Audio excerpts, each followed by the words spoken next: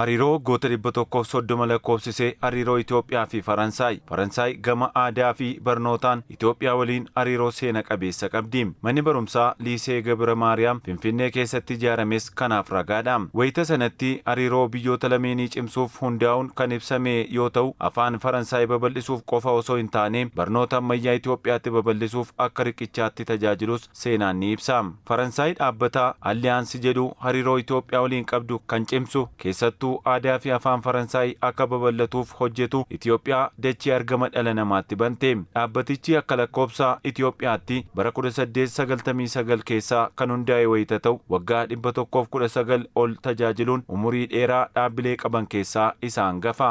Alliyaansii Itoo Faransaay Finfinnee naannawaa Birbirsa Gooroo daandii Charchilitti kan hojii isaa eegalee wayita ta'u, ammallee bakkuma seena qabeessa kanatti argamu irra darbee dameen isaa inni lammaffaan ammoo magaalaa Dirree Dhaawaa keessatti argama. Bara 1928 hanga 1933tti yeroo weerara Xaaliyaaniitti hojiin isaa addaan citee kan ture ta'us boodarra itti fufeera. Yeroo ammaas barnoota afaanii kennuun madaallii taasisuu irra darbee wiirtuu dargaggoonni Itoophiyaa aartii irratti hirmaatan kan ittiin hojii isaanii beeksisan muuxannoo idil-addunyaa ittiin qooddatan ta'uun tajaajilaa jira. Kun damee aadaa fi afaaniitiin hariiroo biyyoota lameen gidduu jiru ibsa. Faransaay fi Itoophiyaan hariiroo isaanii cimsuuf akka lakkoobsa Itoophiyaatti bara 1897 waliigaltee seeraan waliif mallatteessaniiru. Bu'uuruma kanaan akka lakkaawwii warra Awuroopaanotaatti bara 2022 Itoophiyaa fi Faransaay hariiroo dippiloomaasii isaanii waggaa 125ffaa waloon kabajachuun isaanii ni yaadatama. Bara Faranjoota 2023tti ammoo dhimmoota garaa garaa irratti waloon hojjechuuf waliigaltee waliif mallatteessaniiru. Waggoota muraasaan asitti ammoo dureewwan biyyoota lameenii daawwannaa hojii taasisuudhaan hariiroo biyyoota lameenii gidduu jiru daran jajjabeessaniiru. Haaluma kanaan ministeerri muummee Itoophiyaa Dr. Abiy Ahmed bara Faranjoota 2018 daawwannaa hojiif Faransaayitti maluun isaanii ni yaadatama. Pireezidaantii Faransaay Emmanuel Macron waliinis dhimmoota garaa garaa irratti mari'achuun waliigaltees mallatteessaniiru. Baruma 2018 erga ministeerri muummee Itoophiyaa Dr. Abiy Ahmed Faransaayinn daawwatanii ji'oota shaniin booda pireezidaantiin Faransaay Emmanuel Macron daawwannaa hojiif gara Itoophiyaa dhufaniiru. Waliigaltee waliin hojjechuu adda addaa mallatteessuun cinatti pireezidaantii Macron bataskaana seena qabeessa Laallibalaa haaressuuf ogeessotaa fi deeggarsa maallaqaas akka taasisan waadaa seenaniiru. Dabalataanis damee investimentii fi loltummaa irrattis waloon hojjechuuf walii galanii. Waggoota 4 booddee bara 2023 ammas ministeerri muummee Itoophiyaa Dr. Abiy Ahmed daawwannaa hojiif gara Faransaayitti maluun damee investimentii fi daldala irratti waloon caalmaatti hojjechuuf walii galan. Investiroonni Faransaay dameewwan garaa garaatiin hojiitti bobba'uudhaan Itoophiyaa keessatti oomishaalee garaa garaa oomishuun gabaa biyya keessaa fi gabaa alaaf dhiyeessaa lammiilee hedduuf carraa hojii uumuu danda'aniiru. Gama walitti daldalannaatiinis Itoophiyaan oomishaalee qonnaa kanneen akka bunaa Faransaayitti ergiti.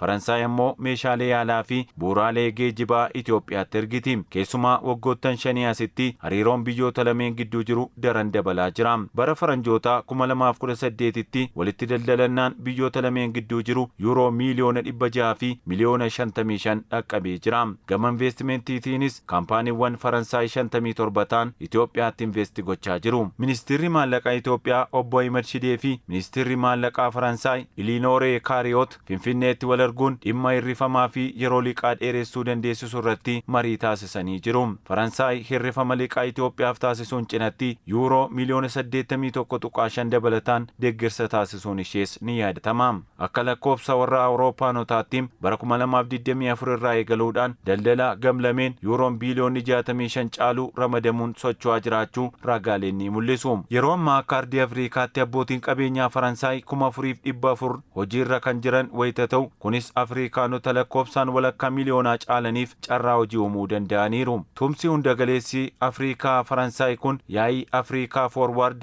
2026 Keeniyaa Naayiroobiitti geggeeffame irratti caalmaatti xiyyeeffannoo argateera. Yaa'icha irrattis pireezidaantiin Faransaay Emmanuel Macron investimentii waliigalaa yuuroo biiliyoona 23 Afriikaa keessatti hojjechuuf qophii ta'uu ifoomsaniiru. Kana malees ce'umsa anniisaa, indaastirii magariisaa, ce'umsa dijitaalaa, hubannoo namtolchee, wabii midhaan nyaataa, fayyaa, misooma qonnaa, bu'uuraalee misoomaa, kalaqaa fi guddina diinagdee irratti xiyyeeffachuun ni hojjetamas jedhameera.